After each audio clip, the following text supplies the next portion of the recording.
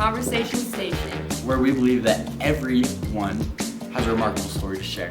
Join us as we dive into the lives of ordinary people with extraordinary tales. Everyday experiences to life-changing moments. Get ready to be inspired, entertained, and moved by the incredible stories that surround us. We're your hosts, Kayla Maxwell. Jake Pingree, Keaton Hellquist. I'm Matt Baroka. Thanks for joining us as we appreciate and learn from individuals one conversation at a time. Welcome to the conversation station. The point of this podcast is to bring people on the show to just tell their life stories, what's uniquely important to them, and how their life experiences have guided their unique perspectives on life. We're here today with Ange. Hello. It's me. What is up, Ange? Give us an intro, girl. Who are you? Who is Ange? So I'm 21. I turned 22 in 2 months. I know no one knows that. Super student. Okay. We know that Yeah. now. We know that. I was born in Haiti, but was raised in Washington, Vancouver. Moved to Utah when I was like 20 and a half. Been a member of the church for 2 years, and I like photography, I guess. Amazing. That's all there is to know. Absolutely. Ange, thank you so much. We're so happy to have you on the show today. I'm so excited to be here. Tell us a little bit about your topic here. So for background here, we're going to ask participants, anyone who comes on the show, who agrees to come to the show, we want them to bring one of their unique life experiences and perspectives with them to tell us about. So today we've asked Ange to have something in mind that we can discuss. And we'd love to hear what that is, Ange. So mine is intentionality. I have kind of been obsessed with that word. It started kind of as just a goal for improvement in my life, and as I've noticed how much it plays a role into everything I do, it's become very important to me and very vital that I am intentional in all of my actions and how I treat people and everything such as that. So it's a big word for life, and I love it. Yeah, that's a good goal to have. But how do you feel like what drove you to be more intentional? Like, was it just like that goal? Or what motivates you to be intentional? Yeah, so I was raised just in a very chaotic home, just very messy. And at the end of the day, it was always someone's actions that ended up hurting people, and it wasn't because I didn't really feel like my parents did things that they meant to do, if that makes any sense. It wasn't like they were I got you this thing because I was thinking about you, and I don't know if that makes any sense, but I just feel like I decided from a young age that I want to be intentional. I want to intentionally love people and intentionally be there for people, not just because I'm there or because we live in the same four walls or because we're roommates or sisters. I want to be there for people because it's a choice that I have. And I feel like the root of real love is being intentional with how you love people, and I didn't see a lot of that at home, and so I just wanted to kind of become what I didn't see, if that makes sense. Sounds like the opposite of what you're saying. Intentional meaning you want to do something, so you planned it out, you carried it out in a way that seems most effective to you, versus is it circumstantial? What does the opposite of intentionality look like? I think it depends, yeah, it depends on the situation. I feel like sometimes circumstantial is a very great way to put it. I feel like a lot of my life, it's easy to look back at examples and see where people just did things because we were within the same space. As I mentioned before, the same four walls. It's I made you dinner because you live here. Not I made you dinner because I know you're hungry, you had a long day at work, or a long day at school, you just did a bunch of school sports and I know you're tired, I want to make you food. It was well, you already live here and we're eating too. And it wasn't very a welcoming environment, I don't feel like. And so I don't want to love people circumstantially just because they're on my radius, and I just I have to love you now because you're in contact with me. I want everyone who I hang out with to know that I love them because I choose to, not just because we're in the same friend group, so to speak. I love that. That's so true, and I feel like a lot of people get stuck where they go into something with an intention, but then you almost become complacent Like it's just day to day. You get used to it. Yeah. Like you using your example of like kind of your family, like growing up with that. I'm sure going into it, everyone wanted to be intentional, but it's just routine. It Yeah. becomes routine, and you just get in the flow of things, and you lose that intention that you Yeah. had in the beginning.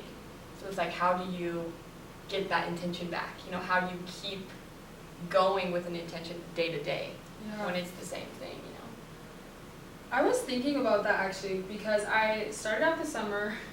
It's like I'm going to go to bed at 10:30 every night because when I Ambitious goal. right when I go to bed at 10:30, I feel like I wake up the next day early. I can go work out. I can eat breakfast by 9. I can all of these, like they call it like the 9 to 5 before your 9 to 5. Like all of that stuff. Like I was very into that, but then I just had some like fun life circumstances. Got to go to San Diego with some people. Hey, What? yo, What? We'll Yeah. have to tell us about that sometime.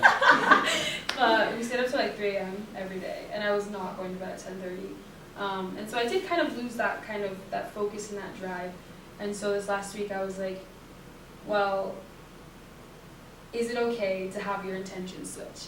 Because it's like going to bed at 10:30 was to fuel me so I could feel less tired and more productive. But I also feel like switching my intentions in that season where it needed to be different allowed me to provide the most love and care to the people who are in my life. So I do feel like maybe there are times, like, as long as your goal at all times is to be intentional, I think it's okay if the way you do it switches. Yeah, Because we're not always in the same season of life.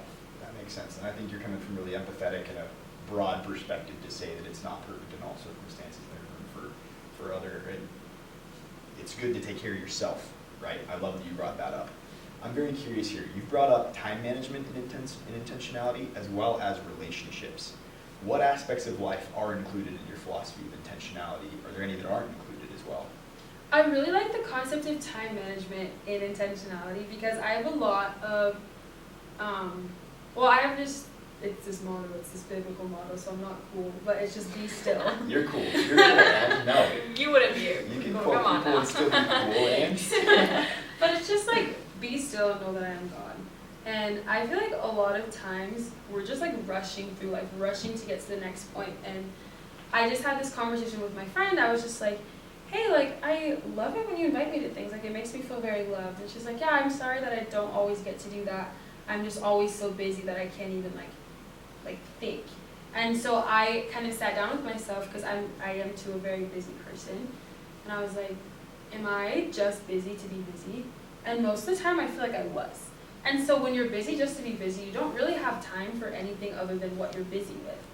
And so making time to not be busy has allowed me to have time to be intentional, to go serve, to go minister. So time management is huge in being intentional because if you're not even aware of how you're spending your time or how your time is passing, then you're going to waste it all and you're not going to have time to be there for others. I do think for myself that the goal of intentionality is to make myself more available for my friends and to make myself more available for my peers. So for me, choosing to go to bed at 10:30, I feel like that grows and fosters friendships because I'm taken care of and I can get up, I can eat, and then I'm awake at 8 and sometimes people need me at 8, whatever, right? I just feel like taking time to love yourself and having just time in general. Time is very important.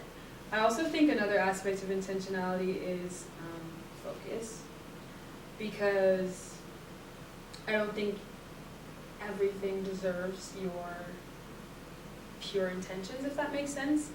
Like, what do you mean when you say that? so school's not been my focus. Okay. I love education. I'm a huge believer in higher education. But my friend said it best one time. I was like, you have so much homework. And I'm just like having this mental breakdown. Like, I feel like honestly, like, homework trumps what's happening right now. I'm like, we've talked about this 15 times. I'm fine. And she's like right now, you're my focus. You're my, like, helping you feel loved is my goal. This homework can wait. And if it's late, oh well. But I'd rather you feel loved than get all of this done.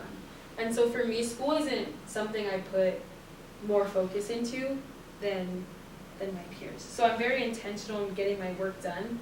But if school comes before the people that I love, well, it just wouldn't. Which what I'm hearing too, like just you explaining all of these different experiences is almost like a love language. Like in a way, I'm like, we need to add this to like the list of love languages because it's so true. I feel like every person's intention is like driven by love. Like because you love something, like you find a goal and a reason to do it. Like that intention is coming from that love you have for a person, for a hobby, for something you're passionate about, whatever it is, an ambition. Like you want to be intentional because you love that thing. Like that's what drives the intention. That's at least what I'm hearing from just like your experiences. Because it's true, everyone has different things that they're passionate about and that they love. So it's going to be different person to person. But it's like you have to be open to knowing other people's intentions too. Because, I mean, sometimes it's going to work. You know, like maybe your parents were really intentional about work and things like that. But you wanted them to be more intentional to you. You know, it's different to each person. I'm not saying that's how it was.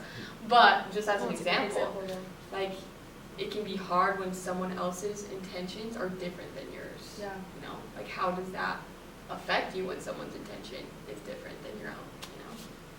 It's a great question. I feel like we can almost reframe this whole conversation as living a value-driven life. And I feel like when we're talking here, we get a little view into what your values are. And it's so evident to see. You talked about time management, you talked about focus, but it all leads back to people. And that's what you're passionate about is what I'm picking up. Correct me if I'm wrong, but you want to be intentional in the ways you care for other people. You want to be intentional in caring for yourself so that you can care for other people. You're intentional about focusing your life in ways that are productive and on people that are most important to you. And I think it's just all leading back to home. You're a very people-centered person, and we can feel that here today. K-Max, am I going out on one there? No, that's completely true. And it is kind of cool because, yeah, like watching people's intentions does kind of tell you who they are, like in a way, because it's like what drives you, like what motivates you to be alive and to do what you're doing. Like that's literally what intentions are, you know, is doing something to get something in return. So that's awesome. I like that. I've heard it said before that our minutes make up our hours make up our days make up our years, and our years make up our life. So as you're being intentional in this value-driven approach to life, you're shaping who you're becoming in the big picture and in the day-to-day. So I think that's beautiful, Ange, truly. Yeah, I love that. Just a question, like what have you seen as like a reward from your intentions? Like living more intentionally, like how has that benefited you in your life? I think there's a lot that so from like a theological point of view, spiritual, I am like 1 out of 8 billion people, right? And so the way I know God is just limited to how I know God and how God chooses to reveal himself to me. But I feel like maybe a little selfishly, when you take time to love someone deeply, you take time to get to know them and like kind of treat them the way Christ would and give your all in love to them, you get to know the Christ-like love they've received from God. Because people give you what they have. And so when you love someone intentionally, chances are that they will love you too in the way they know how, and that however small or big bit of love can teach you so much about the world, even if it's like what not to do. Like it's just like, I just feel like I would not be who I am without all the people that I know. And so I just get these little tidbits of knowledge, and there's just like little things that like little mannerisms that I've picked up from other people that now I get to carry with me even if I don't remember where they came from. Or just great memories, or just ways to look at life, or just little things that I'm interested in that I wasn't interested in before. Like I got my love of cars from like this guy I was like close to sophomore year of photography class, and we just sat next to each other for a whole year.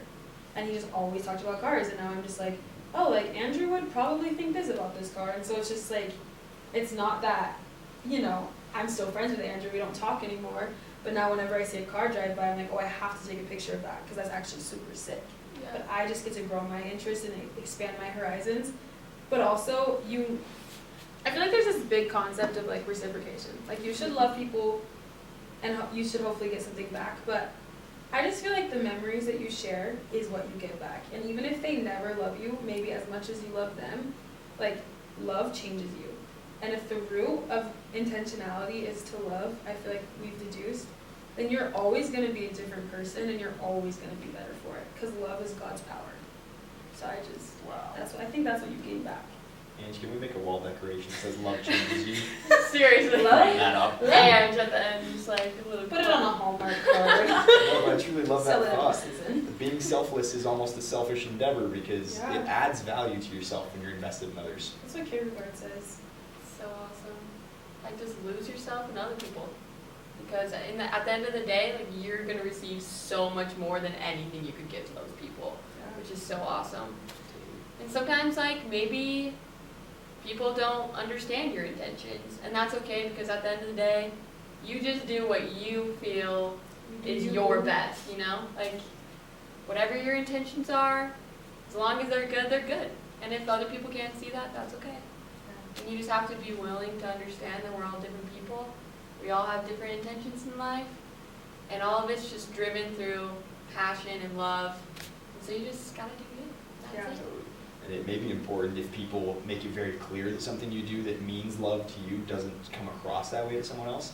Maybe they can help and just give feedback like, hey, I know you mean well when you do this, but I don't interpret this as a show of love. Like, I don't like oatmeal cookies. Heaven forbid they don't like oatmeal cookies. But, Definitely It's like, I actually die when I eat oatmeal, so like, don't do that. but suffice it to say, when people give feedback, it makes it easier for your intentions to come across in the right way. Yeah.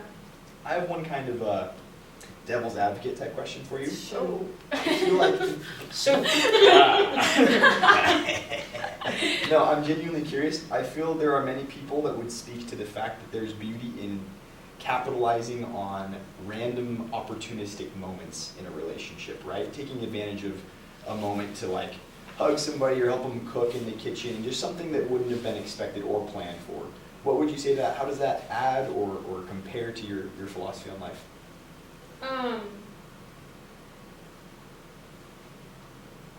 I mean, I think you should always be helping people. I think at all times. But then again, it's just like, I feel like that actually plays into the conversation really well, because I just feel like if you're the person who notices those things, then that's where your focus is. Like, you're not going to see an opportunity to help someone if you're not looking for it. I've had a couple, I'm not naming anyone. I don't know why I said that. I just had a few situations where, like, I'll be cooking and, like, so my co-chair and I were cooking for Institute, and we were cooking for, like, 60 people. And some of my roommates walked in from, like, long ago. And they were like, oh, what are you doing? I'm like, oh, we're just cooking for 60 people. They're like, okay, well, have fun, bye. And it was like, that's not like a bad thing to do, you know, it's just like, what they saw was, they're doing it, they have it handled. But then, like, some people from my work came in and were like, oh my gosh, you're cooking for 60 people, like, what can we do to help? And so I feel like people who have people as their focus are always going to see those opportunistic moments and capture that beauty, and people who don't have that as their focus aren't. So am I hearing you correctly that living an intentional life doesn't mean you have to have every minute of your calendar planned out? Exactly. if I had to do that, my stress levels would just be like 3 times higher than they already are. So I'm just glad that that's not. I'm glad to know that I'm living intentionally without having to do things like that. Yeah. For me, it's just little things. Like, I used to be really bad at remembering my friends' events because they would say, like, hey, like, this is going on, and then I wouldn't put it in my calendar. So I just have a calendar now that, like, has a loose outline of everything I'm supposed to do that day, but it's always, you know, whatever I feel is most important, whoever needs me there most. But I do think just, like, taking little, I feel like this is going to sound weird, like, because we're all, like, little fragments of God, right? I feel like the little ways that we're told to remember God are also the ways that we should be treating our, like, fellow man. So it's like, you know, like, if we're supposed to remember God, we're supposed to remember him by writing the things he's done down. So it's like, if your friend tells you they have something going on, you should write that down. Or, like, I just, like, little things like that, if that makes sense. Yeah, I feel like you're really balancing very well being pre-calculated, premeditated enough to record important things, yet flexible enough to take advantage of beautiful moments when they arise. That's awesome. And the thing that keeps playing through my head is like, how many of us have had that conversation where it's like, it was not my intention to offend you. Yeah. You know, like, I don't know why that's such a, like, one-liner that we always use. Because, like, at the end of the day, like, sometimes our efforts aren't seen by other people, you know? And that sucks. But it's like, at the end of the day, you do what you do.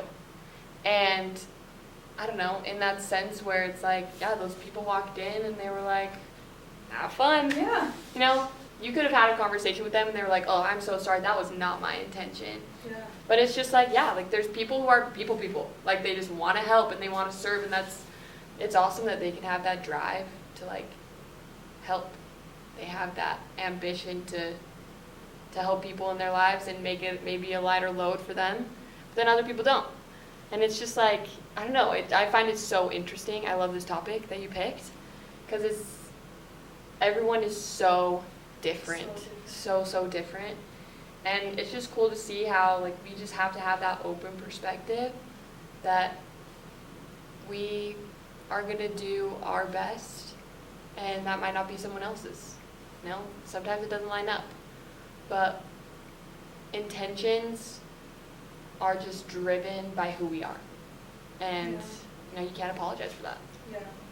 Am I hearing you correct, K-Max, where you're saying we shouldn't hold our standards, what intentionality looks like to us, to other people? Exactly. I think that's powerful because it looks so different among everybody else. It really does. I've got one more question. K-Max, did you have something you wanted to add No, there? please. I'm genuinely curious, what would you say to people whose life circumstances, maybe they have to work 2 jobs or they're doing school and work and other commitments that just fill up their calendar, right? Their time is, their 9 to 5, their 9 to 8, whatever it may be, is just booked. What would you say to them? How can they apply intentionality in the same way that you strive to? I have a lot to say on this, but I'll keep it short. I've thought about this a lot in my life because when I first moved out, I worked like 90-hour work weeks and had 2 jobs. So I worked like 9 a.m. to 5 p.m. and then I worked 6 p.m. to 1 a.m. And I just didn't have any time for myself. 1 to 9 is 8 hours. Yeah. And you have to like brush your teeth and like you're not getting 8 hours of Like, sleep. when do you have promise time? you. No. Is there dinner in there? Well, I did work at like fast food restaurants, so I did get dinner, but Probably not a very nutritive. no. And there's some days it was a lot, but yeah, so it was like 1 meal a day. Didn't have a lot of time for myself, for my friends, for spiritual growth, anything like that. And I can tell you that it was a meaningless life. Like, it meant absolutely nothing. And the thing about that, so people are busy, and I totally get that. Like, people are doing what they need to survive, and I would never fault anyone for doing what they need to put food on the table or, you know, to get the education that they want. But this is something I've thought about a lot. Like, full-time school is 12 credits, 4 classes. And so 18 credits is also full-time school. It's cost the exact same amount. And so something I've just had to think to myself is, am I putting more on myself just to put more on myself? Because a lot of people do stay busy because they don't want to think about what they have to think about. They don't want to sit in the moment. They don't want to live in their thoughts. And if that is why you're busy, because that's why I was busy, I also didn't need money, so. But making sure, again, that in your busyness, you're intentional with that. It's like, am I busy because I need to be? Am I working 12-hour days because I need to work 12-hour days? Like, do I really have that little money? Or is it because there's something else I want to avoid? Because I sat down with myself and was like, oh my gosh, this was literally what I did first semester. I'm like, I'm broke, I need more money. I actually sat down and budgeted, and I was like, actually only need to work 100 hours a month to make what I need to. Wow.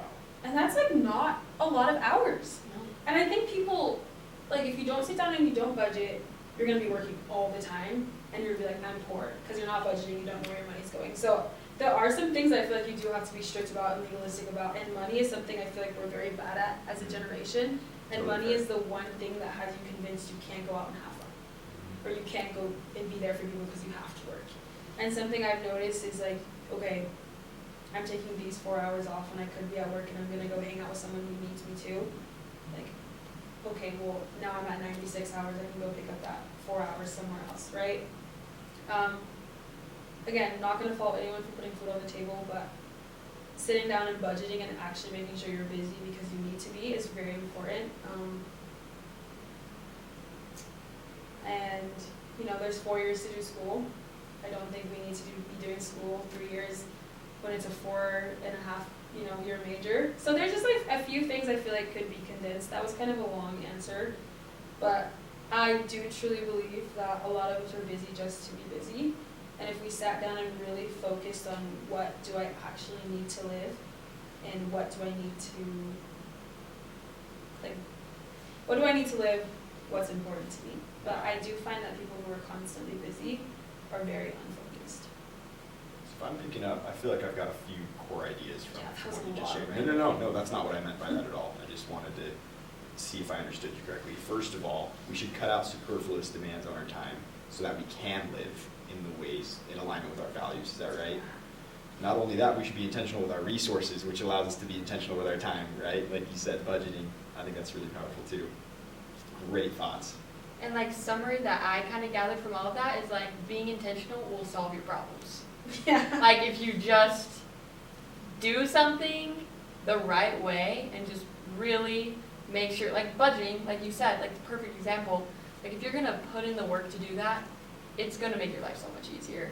So like just be intentional and your problems will be solved at the end of the day.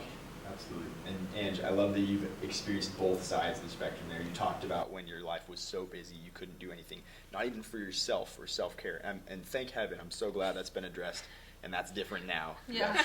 Not a sustainable We've lifestyle. all been there, done that. Oh, Yeah. Sucks. spending some time in the trenches there. I'm sorry about that. No, it's okay. But I It was love that necessary. you've got both sides. You're telling both sides of the story, and it Yeah. sounds like your life has been not perfect, but much more fulfilling is what it sounds like. Yeah, I do want to just quick plug because I always plug the gospel, but it's really just God.